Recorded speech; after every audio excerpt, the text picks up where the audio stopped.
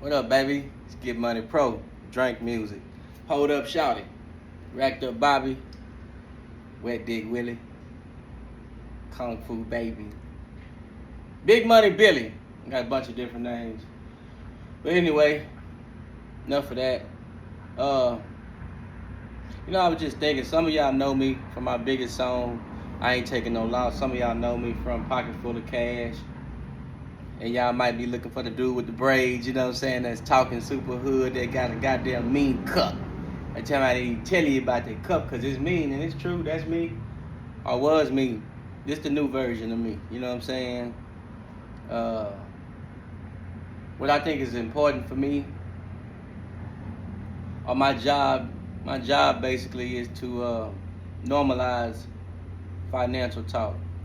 Because us as black people, we always at the bottom. We get, you know how Pimp C say, top notch hoe, get the most, not the lesser. Man, we be getting the lesser.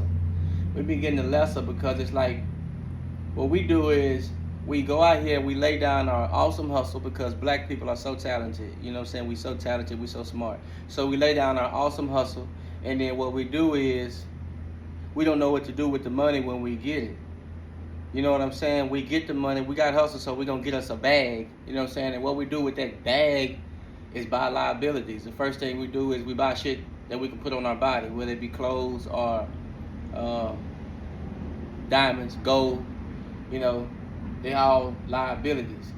We not, and it's just a cycle, you know, and it just repeats itself.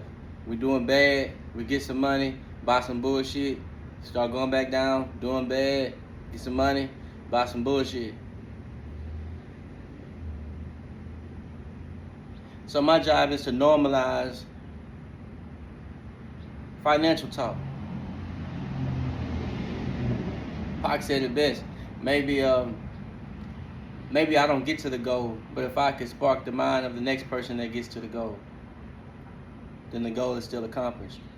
We need to normalize the conversation of stocks and bonds, normalize the conversation of commercial real estate and residential real estate, normalize the conversation, the verbiage, you know what I'm saying, of franchise opportunities.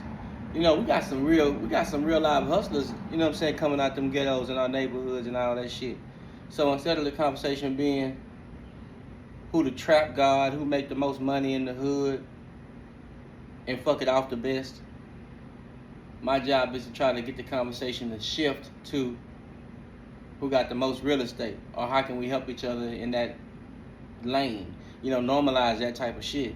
Because I've been all around, and what I notice is even in the big corporations and everything, we always at the bottom. We the bottom feeders. They just eating off us like a steak. Well, bottom you should say like a shrimp, like scrimp and lobsters and crabs. You know, we just bottom feed. We fighting over the scraps. So at what point do you get tired of fighting over the scraps and say, man, I want to buy the neighborhood. You know what I mean?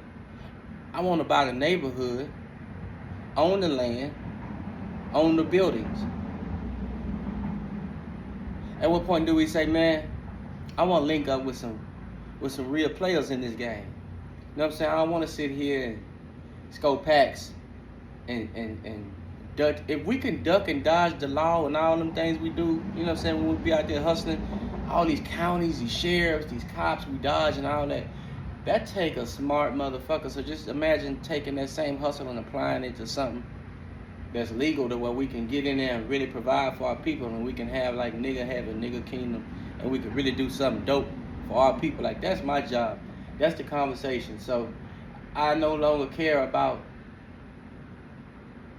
who from what neighborhood, who got the most cars, stuff like that. Like the liability game. I'm into the asset game. And I ain't figured it all out. I'm just scratching the surface. But in my raps and my music, I'm going to use that to normalize financial freedom for all of us. You know what I'm saying? It's one thing, you know, we always glorify going in the club, buying the bar, or buying a bottle. Like, how about we buy the club? How about we own the club, we lease it out to the guys so they can do their thing? You know, where's that conversation at? Instead of trying to be with all the women, why don't we buy the hotels up so they can go in there and do whatever they want to do? You know, own the condom companies. You know, that level of thinking is what we got to get to. And that's what's important. Get Money Pro, 10-4, over and out.